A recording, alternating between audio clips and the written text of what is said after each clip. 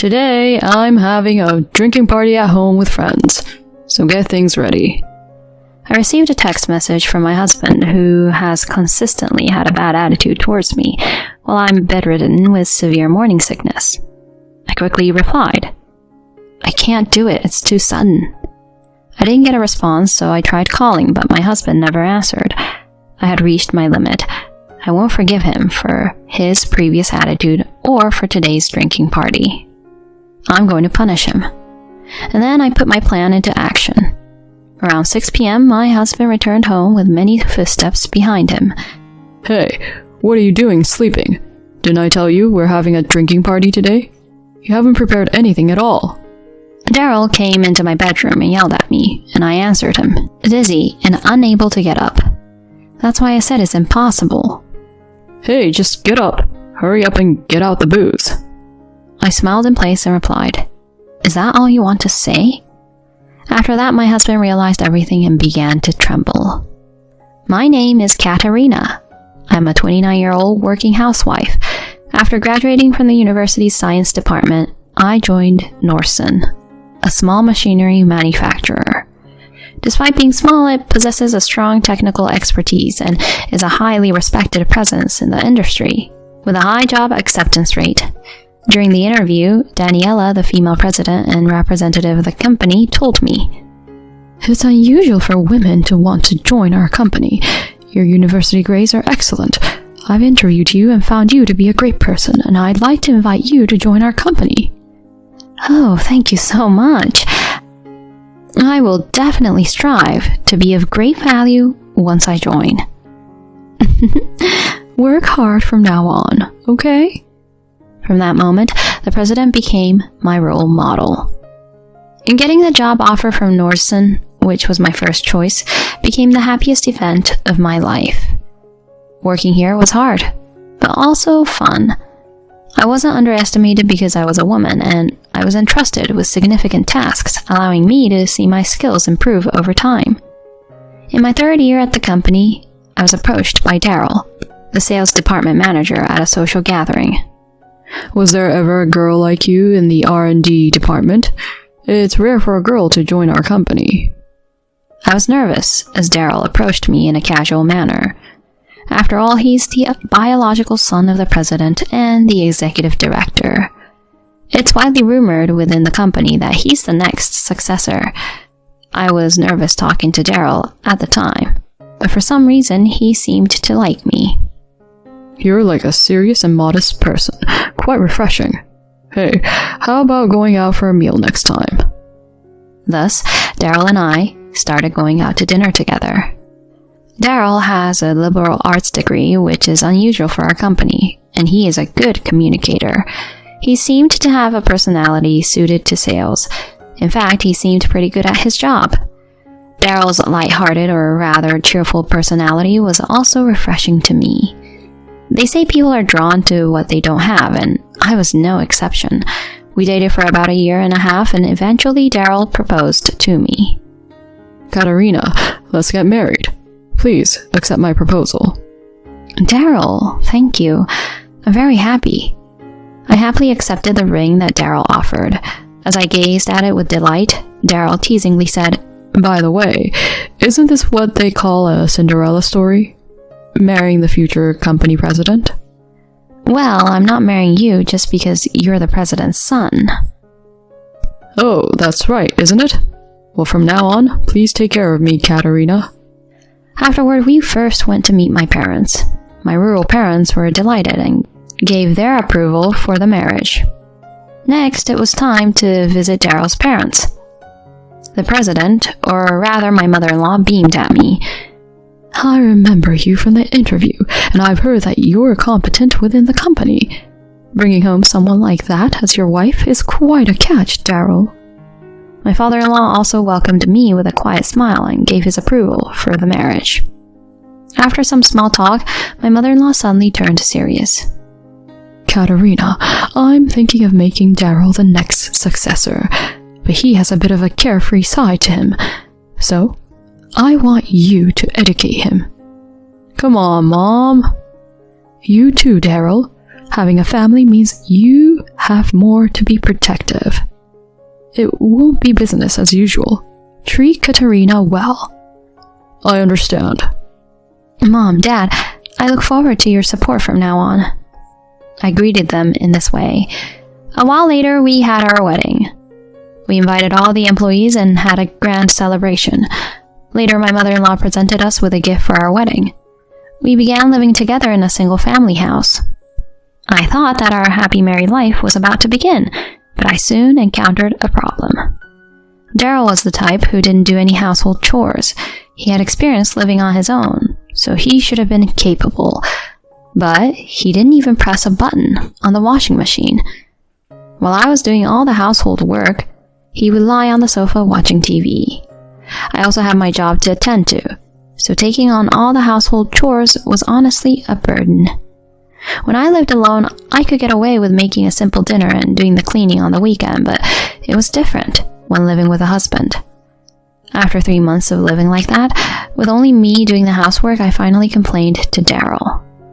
Hey, Daryl, I have a favor to ask. Can you help out a bit more with household chores? Daryl, without taking his eyes off the TV, responded like this. Huh? Can't you just keep doing the chores like before? I'm tired from work. I work too. It's not fair that I'm the only one responsible for household chores. This is unreasonable. What's unreasonable about it? I'm the next company president, you know. Are you suggesting that such an important figure should do household chores? That's what's unreasonable. I was left speechless. Regardless of whether Daryl would become the next company president or not, isn't family separate from work? When I tried to convey this, Daryl's expression soured. Katerina, you came here as a bride, right? Household chores should be done by women.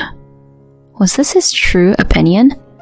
I was in shock at his outdated statement, and Daryl casually said, Right, I'm inviting friends over from now. Do we have any alcohol? What? From now? Make sure you can entertain my friends properly. You're my wife, after all.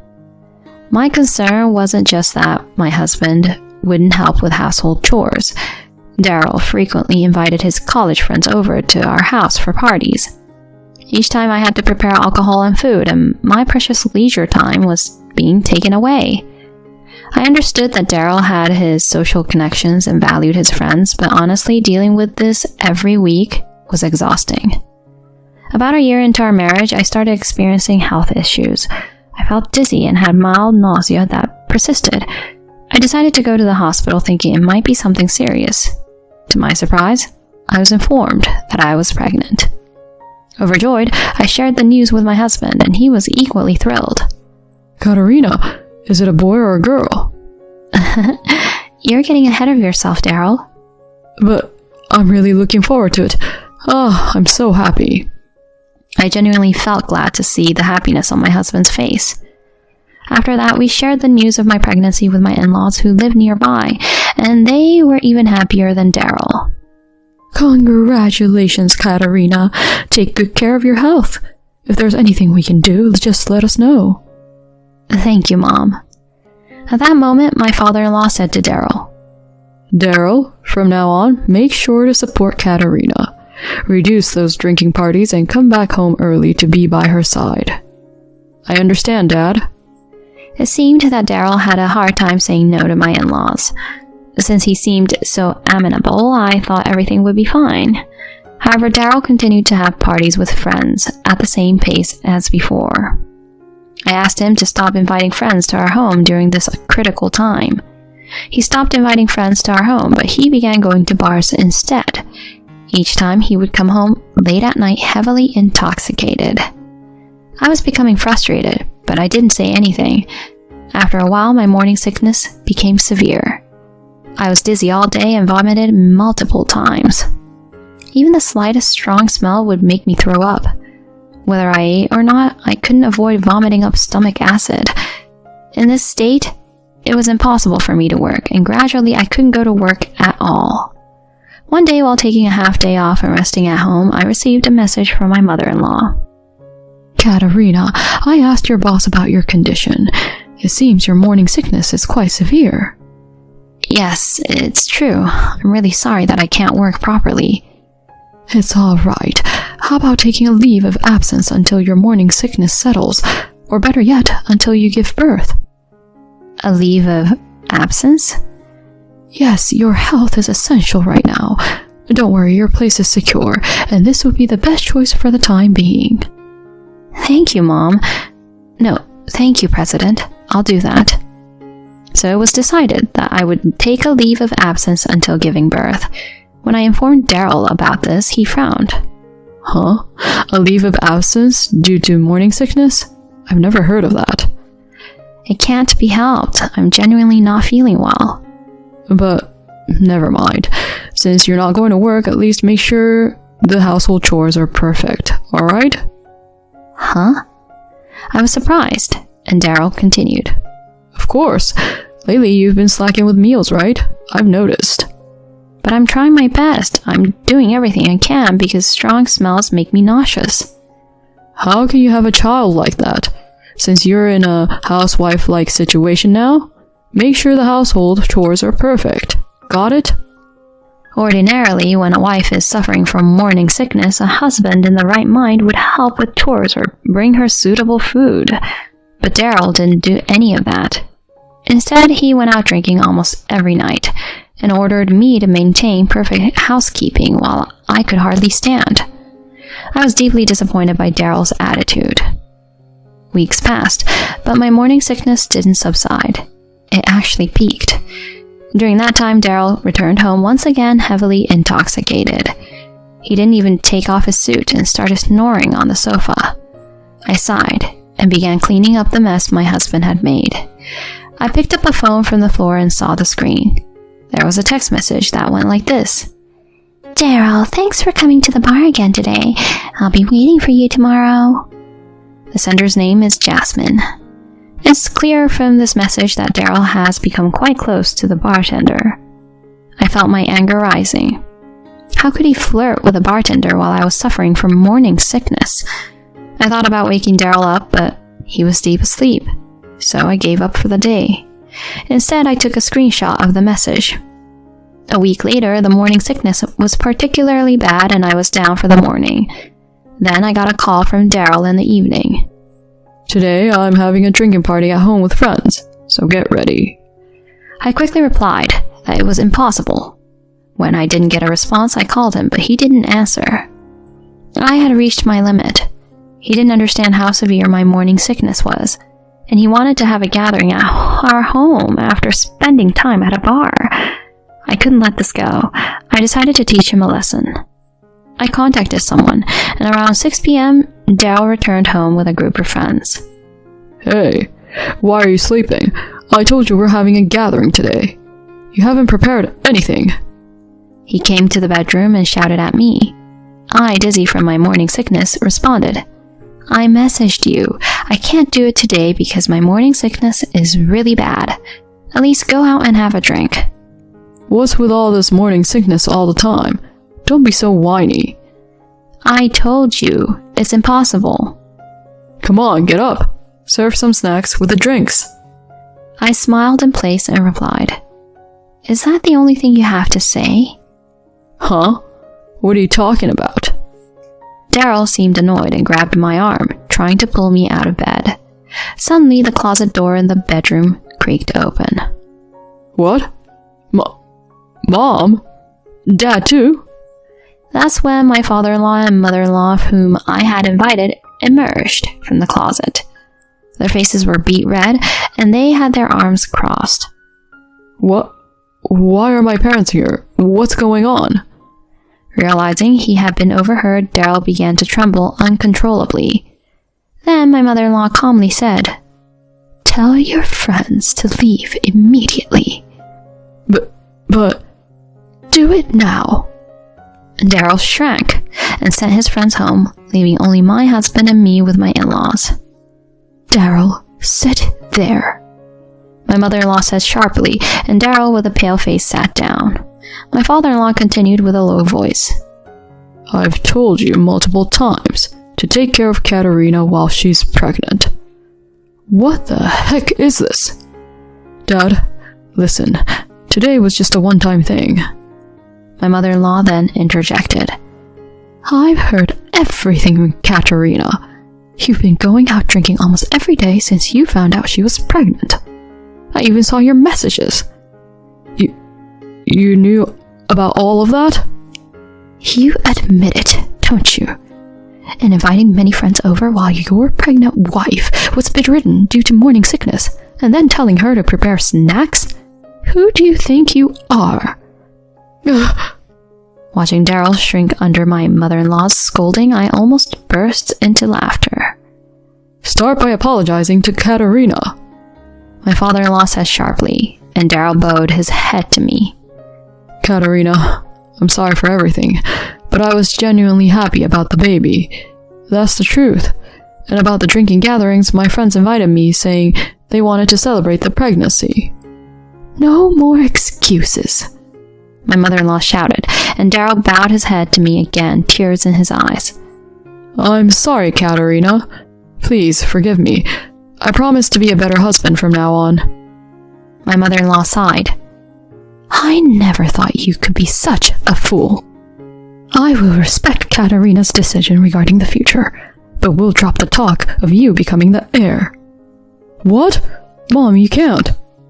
Be silent. All you can do is follow Katerina's decisions. All three of them turned their attention towards me, and I quietly said, Daryl, I'll spare you from divorce, but until the child is born, we'll be living separately. Separation?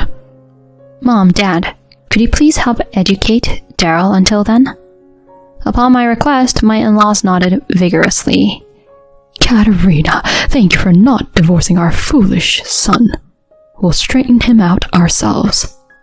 Yes, maybe we should make him a monk or something. What?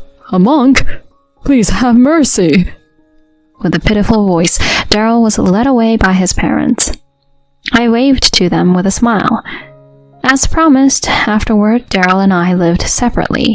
He was forced to do all the housework at his in-laws' house and was strictly disciplined by his parents. And it seems like he really was made to have a monk's haircut, too. Later, Daryl contacted me repeatedly for help, but I ignored him. A few months later, with the help of my in-laws, I gave birth safely. A sweet little boy was born. When Daryl was allowed to meet him, he quietly shed tears. Now, Daryl and I are living together again.